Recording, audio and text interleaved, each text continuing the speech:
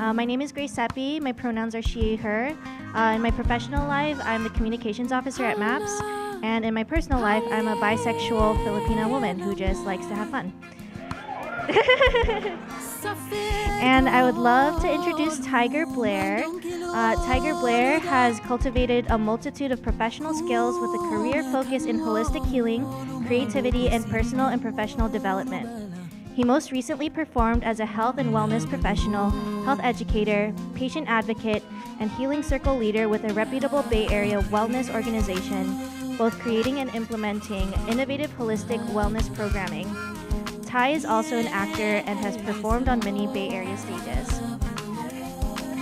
The Chrysalis, in how a caterpillar completely decomposes and reorganizes into a butterfly or sometimes a moth, is a miraculous transformation. Tyger Blair chooses to ascribe this metaphor to the presence of queerness in a myriad of life situations when transformation is to be called forth.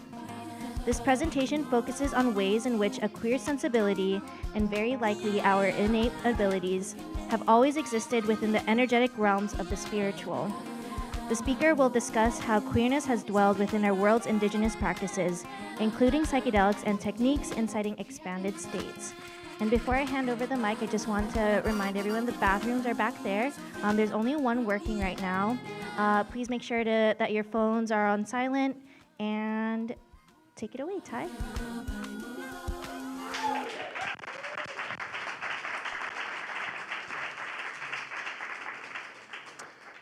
Thank you all, family old and new.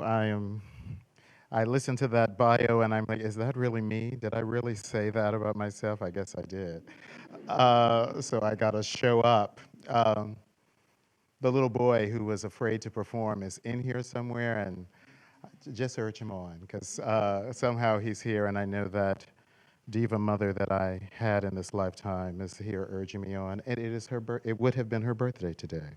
So this is dedicated to her and my cousin, who also had her birthday. And my cousin we moved with my cousin to Ashland, Oregon from Chicago when I was 16. And those shape-shifting actors of the Oregon Shakespeare Festival began to teach me how I was going to be in the world and how I had to stand up or sit up and be in myself. And I'm just appreciative to Keith, whose birthday is also today, and those actors of the Oregon Shakespeare Festival who they showed me how to shapeshift. And to have my voice and to model that for others, not as anything that I'm lording over, but just that you too can take up this space. So thank you, actors of the Oregon Shakespeare Festival, and my mother and cousin. Maya Angelou said, when you go into the room, take everybody with you. And that's what I know I'm doing. I'm taking everybody with me. There's a calling in of the ancestors that I learned from Malidoma Somé, which is ancestors that I know, ancestors that I don't know, and ancestors that know me more than I know myself. Please join me, us, and I should have said ancestors that we know, all of our ancestors, to be here. Because we are here to do what Grace just said in that bio, that transmuting, transformational thing.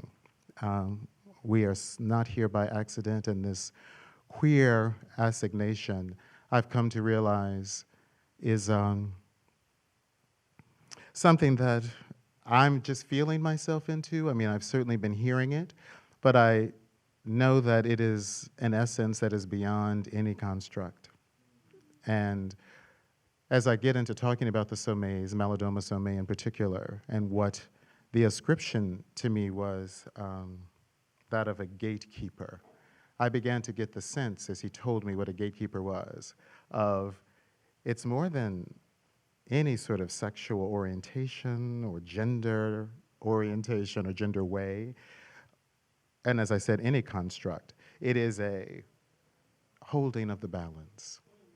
And what we do is we hold the balance. We we are phenomenal beings that have come through a great deal of hardship in this world because those who see us coming in are just a little bit threatened by what we're doing and all of our difference. Certainly those beautiful black-bodied people that I came through and who had come from a Jim Crow life from the South and came into Chicago and had quite a tumultuous way of living, but also a phenomenally clever and creative and also feisty way of being. But when I thought I was invoking I was going to invoke the ancestors, I knew, and just smiled at my ancestors looking, at least the ones that I knew, and hearing that I'm going to be speaking on queerness and psychedelics. And I could just see my great-grandmother, who was my absolute favorite, queerness being something, that's not what we do. We don't do queerness. We do regal. We do preacher. We do something that is up here. And psychedelics would have just been dope in their minds. You're doing some dope? What are you doing? Boy, we didn't raise you to do any dope. What's going on with that? And so I just smiled as I have come through quite a journey from that south side of Chicago, which was rigorous, because we were a bunch of black folks from the South dealing with so much wound and suffering that they had traveled through. And they couldn't help but find ways to spark in me that you will survive, that there's no other choice, and you will survive in the best way, but also to show me self-medication and show me how difficult it was. And so the alcohol was a key part of their survival. Sex was a key part of their survival. And I wish it'd been sex like I know it now, where we can do all of these creative, wonderful things, but it was more in the shadow and then hurting each other because it was in the shadow when they decided to do it with someone other than who they were married to. So I came through a very rigorous container, and one where it just inspired some fear. Like, really, am I going to survive this? Can I be all of these things that I know I am? Which they were telling me from the very beginning, you are not like any other. And I have always lived, as Sesame Street taught me, which of these things is not like the other? I have been that. I have been the thing that is not like the other. So yes, queerness was difficult for them. Sissy, or you're that way, or all of those things that I heard was difficult, and I contracted a bit. But something about this path says you're not to contract. There's some that I would also call on and have been a part of this journey for me, and it's a part of what I've come to know as my African goddesses and gods, which is Shango, which is Oshumare, which is the rainbow serpent, this is representing Oshumare today. And Oshumare is male 6 months out of the year and female 6 months out of the year. So when I was in Brazil and they looked at me, they said first, oh, Iemanjá. And I'm like, yeah. So the mother is here, and then Oshumare. And I realized, oh, I'm the brazen child of the mother and the serpent. And I've always been the brazen child of the mother and the serpent. And as I open up and call them in and say thank you for being with me, as well as the other gods and goddesses, there's a muse named Miss Kite, and I talked about yesterday in Mark's session. And she's quite a otherworldly creature, but quite the diva. Somehow Grace Jones is who I feel Miss Kite, except she has a different style than Grace, but that energy and that way is who she is. And she visits me and helps me to move forward. And so when the psychedelics came into my life, what came in was the first message of, you know that there is no separation, don't you? I'm like, there is no separation. And at the time, she showed me a picture of me looking at Donald Trump and wanting to see the impeachment happen. I wanted to see it on my phone. He's going to be impeached. And she said to me, didn't you understand when I said there's no separation? You're not separate from him.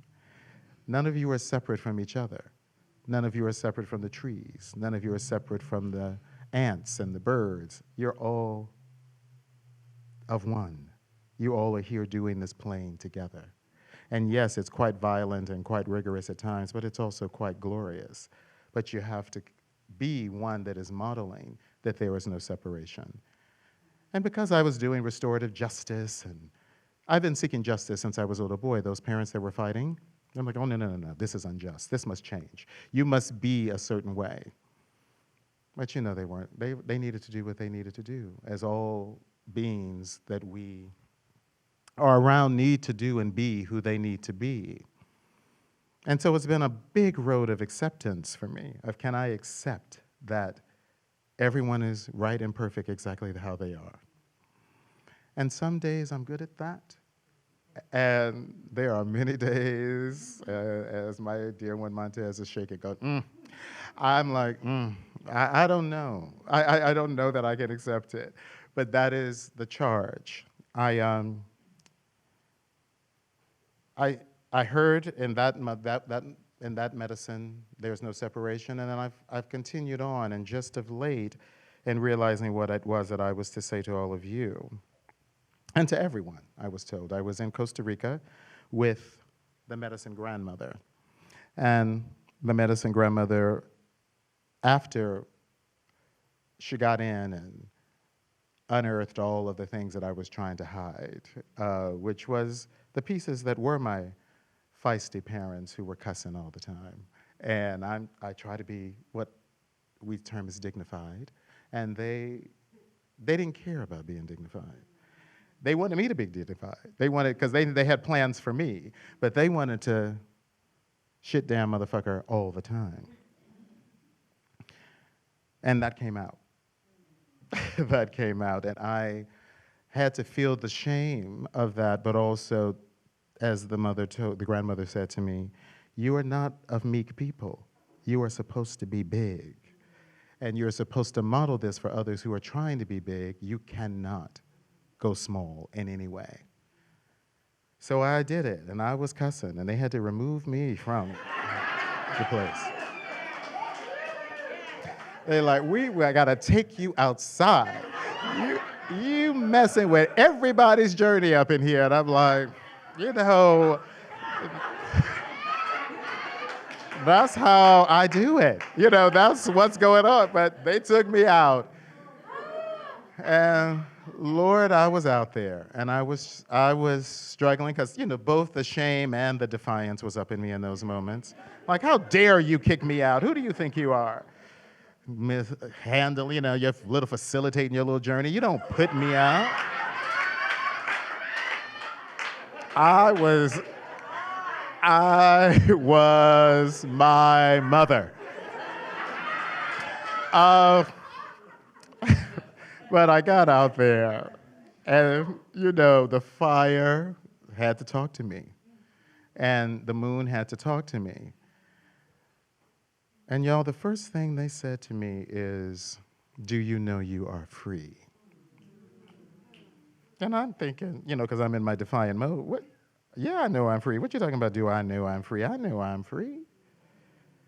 And then I heard the word subconscious shackles. And I'm like, subconscious? What? What is subconscious shackles? And then that's when I had to go deeper in. Because I realized, oh, I'm not entirely free. I'm carrying what others want me to be and how they are expecting me to be, but also I'm afraid to be lynched. So in being afraid to be lynched, I've got to be this thing that doesn't get lynched. And she had to work me. Okay, so you can't hide because you were not meant to come in and hide. And you've learned the tools now. So if you carry this possibility of lynching, then you may draw that to you. So you're not thinking that. You're not holding that. But as the moon came down into my face and said, do you know what king is? And I'm like, I think I know what king is. And what she said is, and they all felt like she used to me, so that's why I'm using that. And she said, I think you think it's this thing that you all have manufactured, which is something that lords power and is better than everything else. That's not the king that you are and the king that all of you are. You are, it's king is not a gendered thing. And king is magnanimity, equanimity, humility, and that brings in the wisdom. So I'm thrashing on the ground now because I'm out there thrashing.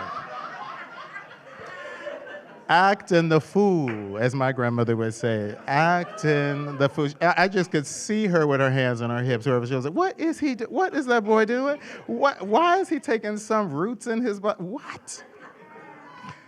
But I was hearing. There is, once again, there's no separation, and I realized I was having to hold. And each moment she would say, "Can you hold the balance?" That's what you're here to do. That's what you all are here to do. Hold the balance. And all of those that you come in contact with, and I'm doing that with you also when I look in your faces, know I'm doing it. She says, you say to them, do you know you are free? And you look and you wait and you see what they say back. Because if they don't know they're free, you have to say it again. Do you know you are free? You are not bound by anything. And because I'm here with a bunch of other gatekeepers, this keeping the balance was crucial. That this is what we do. We come into the world, as Malidoma told me many years ago, when I started working with him, and I realized I had worked with all of these other religions and spiritual modalities and cosmologies, and I knew nothing about Africa. I knew nothing about what the indigenous worlds of Africa were. And so I did a call in. I'm like, who, what? I need to know. And I go to this family constellation conference, and Malidoma Somé is the keynote speaker. And I go up to him and I said, I think you're supposed to be my mentor. And he said, I was expecting you to say that. And there it began, where I began to unfurl. And he said to me eventually, I guess about a few months in that, oh, you're a gatekeeper. And I'm like, what is that? And he said, well, that is the being that holds the balance in everything. So when I came to the Bay Area for the first time, I walked into the city, and I'm assuming to the Castro, and he said, and then I felt the energy of all these gatekeepers, and I thought, this place is going to combust with all these gatekeepers in one place. But then he said, I realized they didn't know that they were gatekeepers. And he began to talk to people, and he said, your configuration is that of the ones that help the rest of humanity to be and do what they're supposed to do. Don't you see how you all are doing some sort of healing, helping thing? Even when you're sort of going into your recreation, all around that recreation, what you're doing is trying to heal. You're trying to find out, how am I going to heal those families I came from who hurt me? How am I going to heal these people in the town around me who need help? What kind of work do they need? Social work. And when he said that, and I started to think about so many of you in my life, I thought, yeah, that is what we do. We find ourselves in some sort of helping profession, some sort of way to begin to do it. And I always thought, like I thought about therapists, that, oh, we do it because we're trying to heal ourselves. And yeah, that is happening. But what's also happening is that we have a mission to heal in the world. And so once he told me that, I realized that our designation was a spiritual designation. It was, this is what our mission is to do in this world, which is to keep the balance. And it is no simple feat, as you all know. We sometimes just want to say, what in the hell, what are we doing? Who are these people talking to us this way? What's going on? My dear one here last night is just telling me about people, the way they talk to her. She goes in, she's trying to tell them about her business and what she needs, and they looking at her like, you couldn't have a business. And I'm like, I'm just feeling her and thinking, yes, that is what we have had to go through. And yet, this is what we do. This is why she said, will you look in their eyes and say, do you know you are free? And if there are any subconscious shackles in there, undo those shackles. You are not to have those shackles. So this life has been, I think, me undoing this, not trying. I have been undoing the shackles. From Chicago to Ashland, Oregon, where those people taught me how to use my voice and be something that I needed to be when I was in any sort of context. I then found myself in Kobe, Japan, as an exchange student. And I think I needed then to look at something so different so that I can understand that it wasn't just me that had come through this. Because Chicago was a segregated racist place, in case you all don't know. And so I just thought, I felt it was my reality until I started talking to the Koreans in Japan. And I thought, oh, this is not, and you all kind of look like them and they're still treating you this way. And I realized, oh, this is some sort of way in which humanity in wound enacts. And at the time, I needed a family that was safe for me. I needed someone to regulate me because I had just come through that family in Chicago. And, they loved me, but they were wild as hell. I put myself in a foster home because I'm like, I can't even be with you people anymore. And they had given me enough agency at that point that I could go and say, how do you become a foster child? And of course, they'll look at me like, what? Who is this little 13-year-old coming here asking us this? And they said, you have to be abandoned and abused. So I went back to other family members and I said, you must corroborate that I have been abandoned. Because we don't even know where these two are out with their lovers or whatever, so will you corroborate that? And they did. And I went to the foster home, and initially it was about punishing, because I'm like, how could you all treat me this way? Eventually I realized this was my rite of passage. This was my way to keep moving. But I was, as you would imagine, hurt, so incredibly hurt. But when I got to Kobe, Japan, and the Takashi family took me in, and I was jet-lagged when I first got there, so I found myself falling asleep all the time.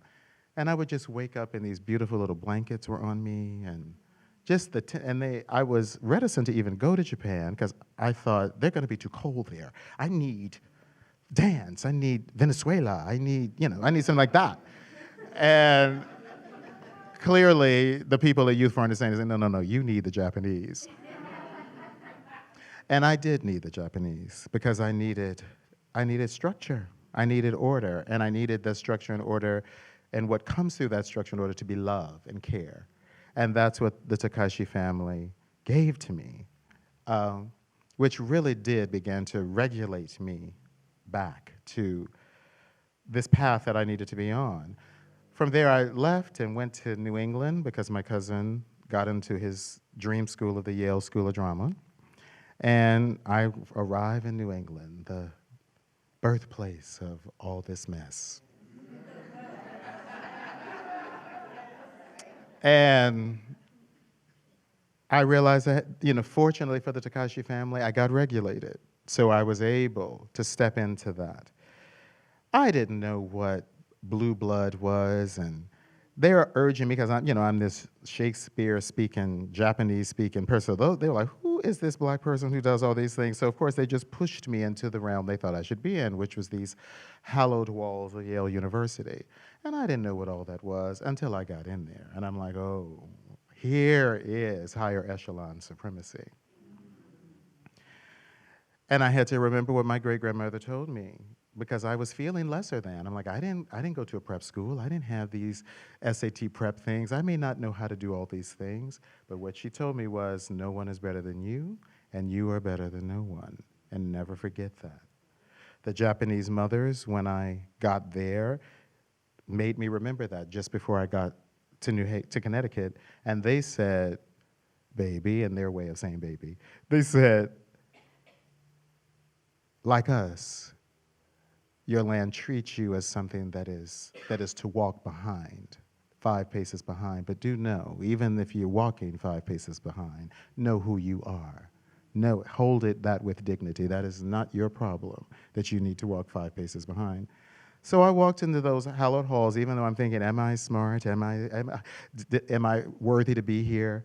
Because of course my little prep school roommates were indicating that I had simply gotten in because of affirmative action, even though their asses were legacies. And for those of you who don't know what that was, is that their daddies went there, they get in, and yet they're looking at me like, you got in on affirmative. Like, just because we don't call y'all's affirmative action, that's yours too.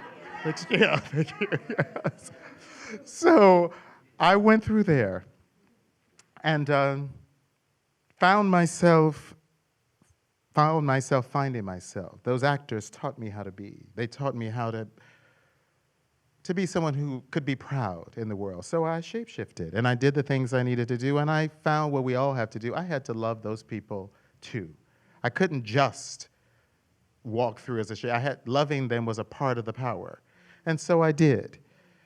Went through that experience, and then California was the next portal. Came into California, and I thought it was the land of fruit and nuts, and I'm like, I can only be there 2 years. I can't. I've got to go back to the East Coast and be with my artistic gifted people. But no, I was to be here. And I was to be here because this is a part of who I was to speak to someday.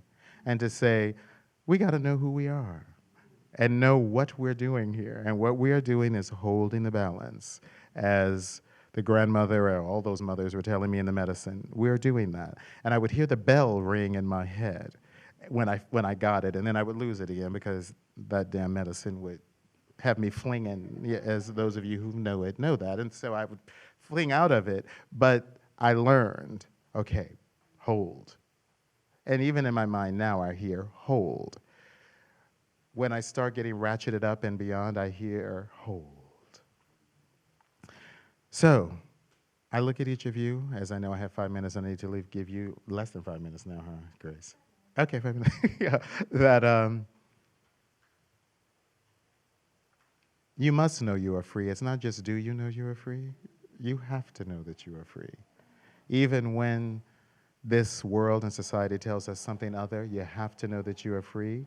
And we have to know that we're doing this together. I mean, this conference, and thank you, Bia, and Bia's staff, bringing us together to say, here we are. We're going to talk to each other. We're going to know that queerness is something that is beyond most imaginings of what we're holding. Don't relegate us to any one thing, sexually, genderly, anything. We are beyond that.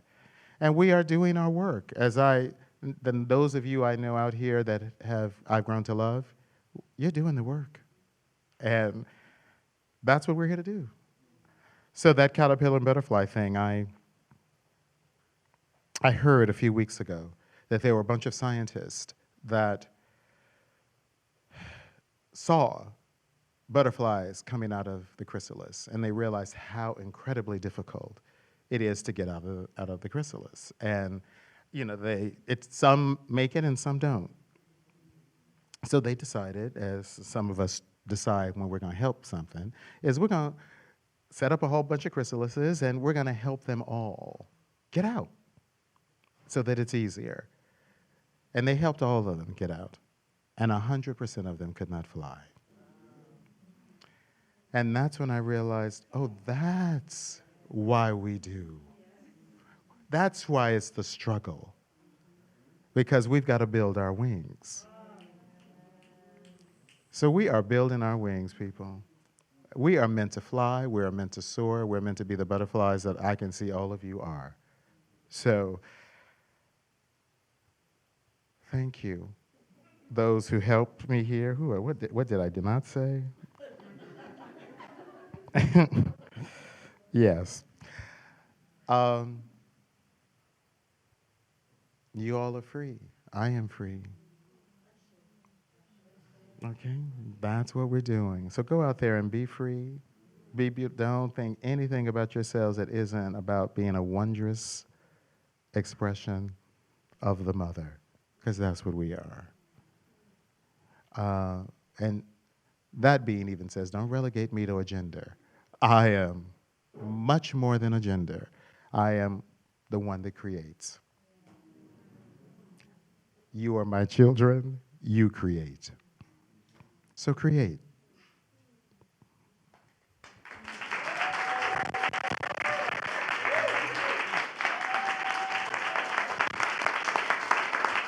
You're sweet.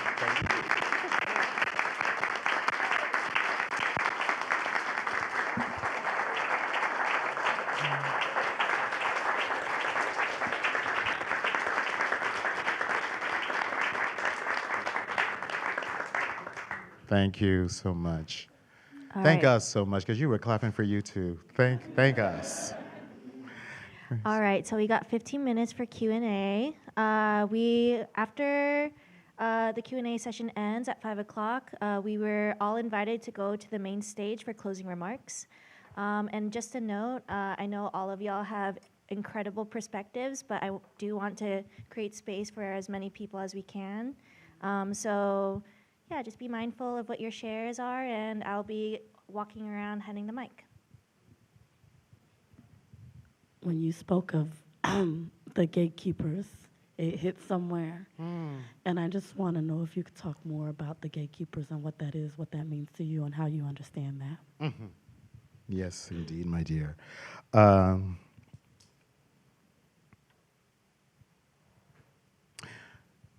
gatekeeper, and that's just the term that envelops so much that's happening, and these are the Dogara people in Burkina Faso, between Ghana and Burkina Faso. And they are beings that run amazing amounts of magic and create different portals to different things. So there are 18 different designations of gender in the Dogara people. So they certainly don't hold to these gender binaries that we hold to. There are also different types of gatekeepers who do different types of portal opening or types of healing for the community. What I am holding, or at least how I'm holding it in my body and in the sense that Malidoma has given me, and Malidoma was also, as if you, please look up Malidoma and Malidoma Somé, but they were he was a being that was, when he was 5, was sent to a Jesuit seminary for 16 years. And Malidoma means to befriend the stranger, so his whole role was to go and find out basically what the crazy colonizers were doing, and then come back to the village, learn some of the village, and then go to the Sorbonne, and then come here and begin to transmit the healing wisdom of Africa. That was his mission. And when he spoke to me, he said, oh, that's what you all, that's what you're doing. That's what your gatekeepers are doing. You're holding that healing wisdom. Those of you who've come through these different, and that's, I think we need to come through the struggle like those butterflies in order to be able to hold the wisdom that we're given, and that is that whole, you are not better than no one, you are better than no one, and no one is better than you. That's also this way of, I'm gonna love you as much as I wanna whoop your ass, I'm gonna do all that. And so you're holding that balance, and Courtney, the magical piece that I get about it, which I think my consciousness is not yet expanded enough to hold it all. But as he's told me, or as I've learned, different portals open. So they have ways in which sexuality opens portals, in which other kind of magic opens portals. So the way this, in the Dogwood tradition, different types of sexual or gender configurations come together, and sometimes in some sort of sexual congress to open the portal. It's the gatekeeper that when that portal opens and information is coming through that place, how that gets synthesized and brought into our world. So there are things that we have to just get in very small pieces. And so what our energies do, and I think many of you know that so many different things are speaking to you, but you're probably synthesizing complicated information that somehow you have to present into the world so that it can be metabolized and worked. That's largely what I got that the gatekeepers are doing, but I think there is going to be so much I learn more about probably the individual ways we all are. There's probably individual gift we all have, and we do very specific, distinctive things with our gatekeeper, and I think I'm to learn what mine is. And when I learn that, and the teachings that I will do begin to be able to discern, oh, how might your gatekeeper be working, and how do I support you in finding that out? So I think I'm going to go to Burkina Faso at the end of the year, and I will learn more. But every time I get information, I see it's just so vast. I'm like, and I think I'm smart too, but when I get that information, I'm like, what are y'all talking about? But it's a gradual thing that we're getting, but it is a masterful job of keeping us alive and rise and moving into our next phases. We are helping those to move into the next place and trying to rise us as a collective. And that's some big work. So that's how I hold what the gatekeeper is doing with what I have today in my consciousness. Sure.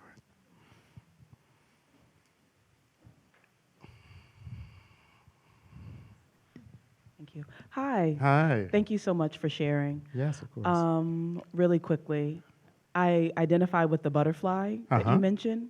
For me, I learned that butterflies are born with the DNA switch and all the parts to become a butterfly, caterpillars. But when they do the chrysalis, they don't know what's happening. They don't know, they just are doing it. Right.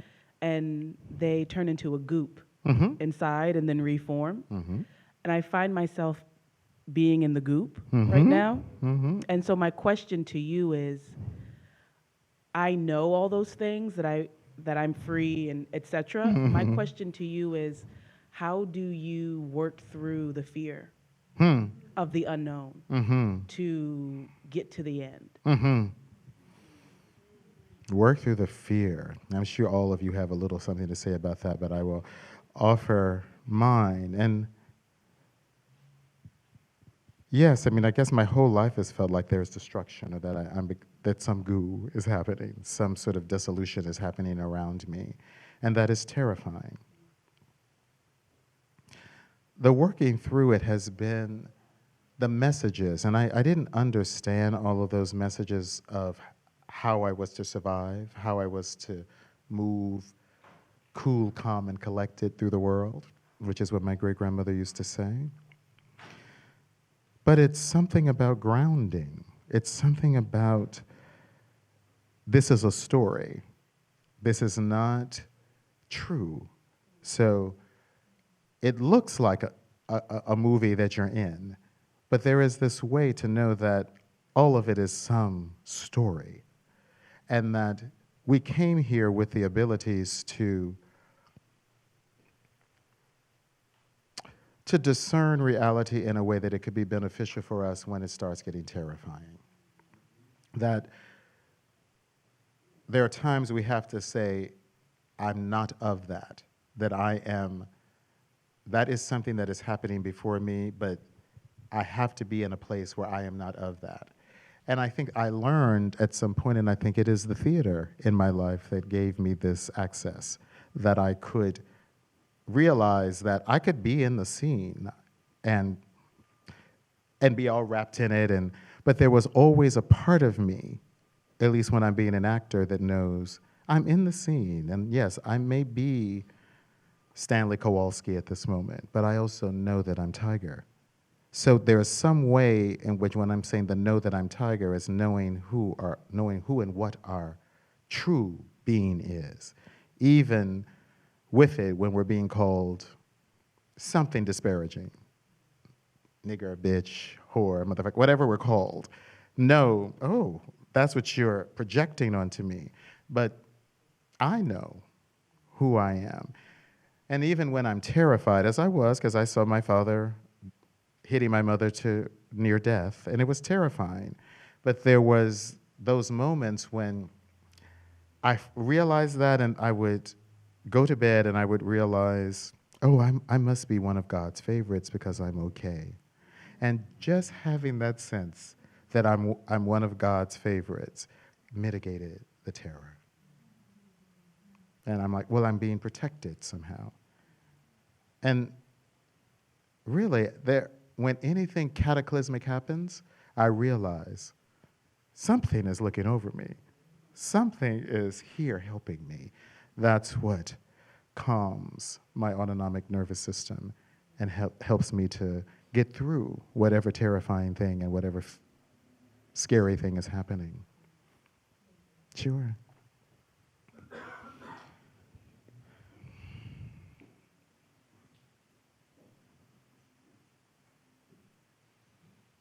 I answered all the questions you possibly have, huh?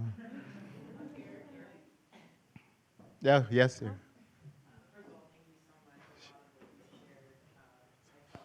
Uh-huh. Oh, good, good. Oh, one of the things that, you spoke about, so I appreciate that you brought up Trump because he seems to show up in my LSD journeys for some reason every time. I'm like, all right, there you are. You are pain. Pain Right. exists in this universe. But a lot of what I'm working through is like holding injustice and how to hold that. And I'm curious if you have any words on that. Oh, yeah, I do. That has been, I feel, that I'm kindred with you in this moment. That has been my biggest thing. I've always been about, this is unjust, and something must be done about it. And so much of my life has been about trying to make justice happen. And in that same place in Costa Rica when I was thrashing on the ground a few months ago, and that term justice came up, I heard her say, baby, what do you think that is? Do you think that's something you decide, and then whatever you think is unjust? It's a much vaster reality than that. So it's not justice that you are working with. It is knowing that this is a vast plane of existence we live in, and it was something about the multi-levels of love and fear, and how, once again, she made me balance in that moment. So you're holding this balance here. So as they showed me that picture of Donald Trump, and I was hoping in my journey he was going to be impeached, and that's what I was going to get, and that was going to make me happy. And what she said is, that's not going to make you happy. That's going to make you happy for a moment because you've gotten some retribution. But that's ultimately not going to make you happy because you're not here to punish each other. And so ultimately, what you're going to need is a way that, how does that being heal? Or how does this system heal? And then you begin to think that, and then that began to mitigate what I felt was just or not. When I pivoted from a retributive mindset to this mindset of, so what wisdom do I call on to see what are the steps to that system healing? That began to get me to a place of coming out of justice versus injustice. But I'm a righteously indignant being, so some part of me revels in that. And what I got from her is, we'll let you do that, but the truth is, you are here to assist everyone to rise together. That's what you're here to do. So you can have your moment of, but that's not what you're here to do. So I began to think, maybe I don't even know what justice is. And when that opened, then I stopped trying to find justice because I'm like, I guess I don't really know what justice is, because if those beings were hurt in such a profound way and that's why they're enacting in this way, then I don't want to punish them for that. And that's what I had been thinking was just, I certainly wanted my father to go to somebody's jail and be there for a long time. And what I got is, no, that's not. Something happened to him. Something happened to them. Think and feel into what happened and then see the vision of them healing. Mm-hmm.